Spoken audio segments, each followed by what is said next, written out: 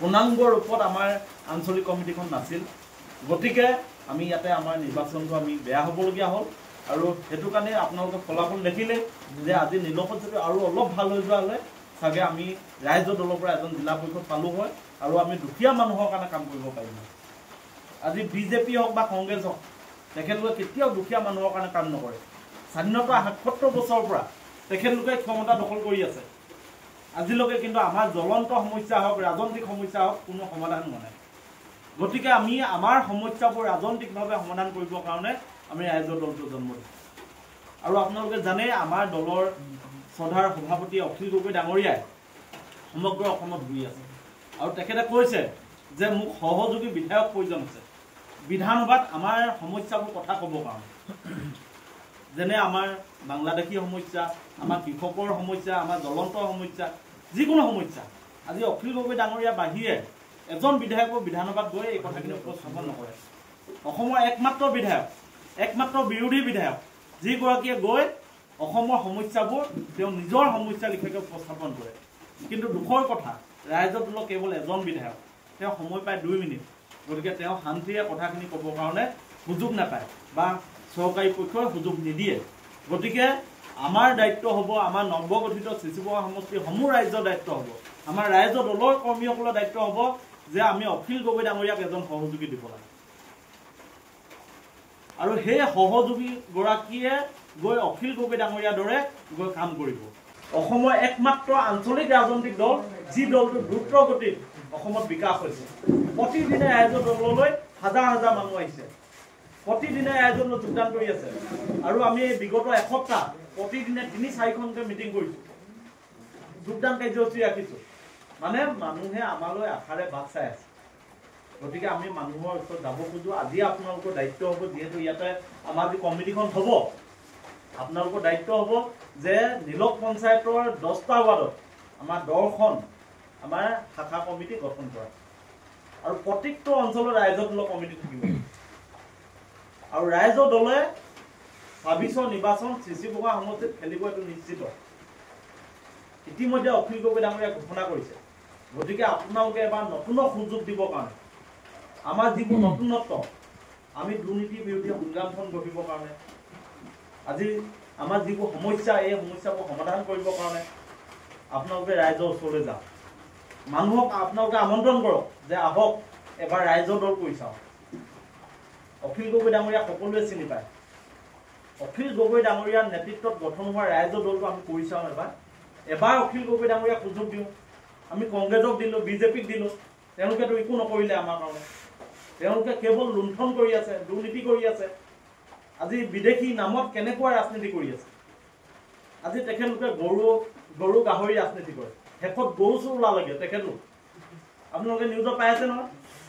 গৰু গাহৰি ৰাজনীতি কৰি থাকোঁতে লাষ্টত গৰু চোৰ তেখেতলোকে ওলালে আমাৰ এতিয়া বিধানসভাখনত গৰু চোৰ সোমাই আছে গতিকে এই কথাখিনি আমি মানুহক বুজাব লাগিব আজি আমাৰ সাধাৰণ মানুহে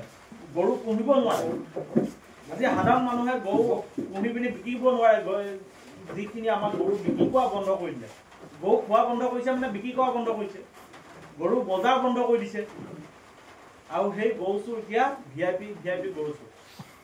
গতিকে এই কথাখিনি আমি ৰাইজক ক'ব লাগিব আজি আপোনালোকে দেখিছে এই যে উচ্ছেদবোৰ কৰি আছে এতিয়া মিয়া বুলি উচ্ছেদ কৰি আছে কিন্তু সেই মাটিবোৰ আমাক দিব জানো আমাক খিলঞ্জীয়াক দিব খিলঞ্জীয়াকতো তেখেতলোকে মাটি গতাই নিদিয়ে আজি মিয়া বুলিয়ে নহয় তেখেতলোকে দুখীয়া মানুহক উচ্ছেদ কৰি আছে ভাৰতীয় মানুহক উচ্ছেদ কৰি আছে আৰু উচ্ছেদ কৰি সেই মাটিখিনি বহিৰাগত কোম্পানীক দিব খুজিছে আদানী আম্বানী ৰামদেৱক দিব খুজিছে গতিকে এই কথাবোৰ আমি ক'ব লাগিব আজি আমি ইয়াত বসবাস কৰি আছো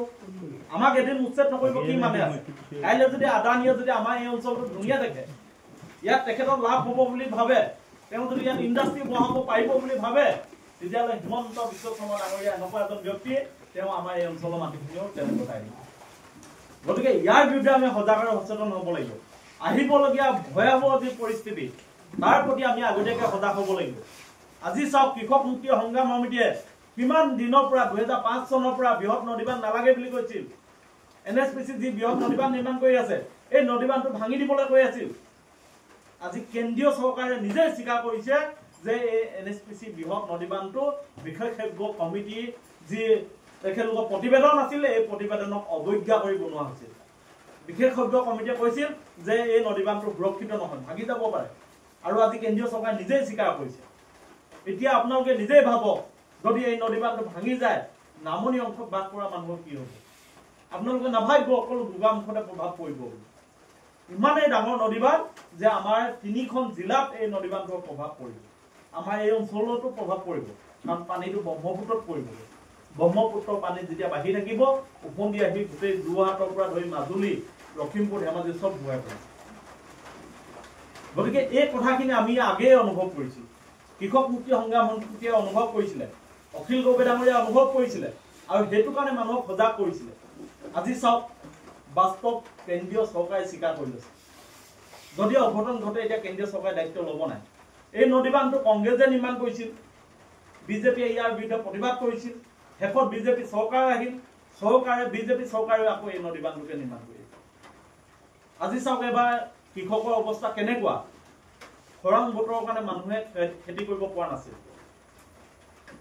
চৰকাৰে কিবা ব্যৱস্থা গ্ৰহণ কৰিলে নে কৃষকৰ কাৰণে এই প্ৰশ্নবোৰ কোনে কৰিব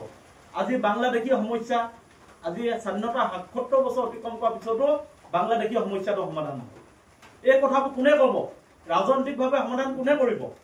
ৰাইজৰ দলে কৰিব অসমত বহুত আমি জাতীয় সংগঠন দেখিলো জাতীয়তাবাদী আঞ্চলিক দল দেখিলো ৰাষ্ট্ৰীয় দল দেখিলো কিন্তু এবাৰ আমি সমমৰ্যাদা সম অধিকাৰ কথা কোৱা ৰাইজৰ দলক সুযোগ দিব লাগে আৰু আমি বিশেষকৈ আমাৰ চিচিবঙা সমষ্টিটো নতুন সমষ্টি স্বাধীনতাৰ পিছত প্ৰথমবাৰৰ কাৰণে আমাৰ মানুহে ইয়াত নিৰ্বাচন খেলিবৰ কাৰণে এবাৰ সুযোগ পাইছে গতিকে সেই সুযোগ আমি ল'ব লাগিব আজি চিচিবঙা সমষ্টি যদি আমি প্ৰত্যেকটো অঞ্চললৈ যাওঁ ৰাস্তা পদূলি অভাৱ ৰাস্তা পদূলি বেয়া উন্নয়ন নাই আজি এবাৰ আমাৰ বানপানী হোৱা নাই ধেমাজি কিন্তু বৰষুণ নোহোৱাৰ কাৰণে বানপানী হোৱা নাই যোৱাবাৰ লেখীয়া বৰষুণ দিব লাগিছিলে আপোনালোকে অনুভৱ কৰিলে ইমান বানপানী হ'ল ক'ৰবাত মঠাই বনাইছে অকল বালি দিছে বালিত মঠাই থাকে নেকি গতিকে এই কথাবোৰ আমি ৰাইজৰ দলে লৈ যাব লাগিব আজি মূল্য বৃদ্ধি কথাবোৰ আমি লৈ যাব লাগিব আমাৰ ওচৰৰ যে স্কুলখন বন্ধ কৰি দিছে এই কথাটো আমি লৈ যাব লাগিব আজি আমি দুদিনমানৰ আগত আমি সকলোৱে আমাৰ লুগুটি কল্পনা কৰি গ'লো যাবলৈ ৰাস্তা নাই আমি বুকাই 2 কিলোমিটাৰ খোজকাঢ়ি গৈছো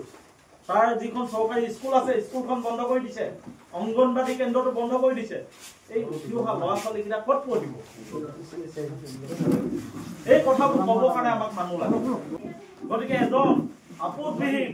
কেতিয়াও দুৰ্নীতি নকৰা সাধাৰণ মানুহৰ কথা ভাবিব পৰা এজন ব্যক্তিক আমি শিকাই পঠিয়াব লাগে যিজন ব্যক্তি আমাৰ মনৰ কথাখিনি ক'ব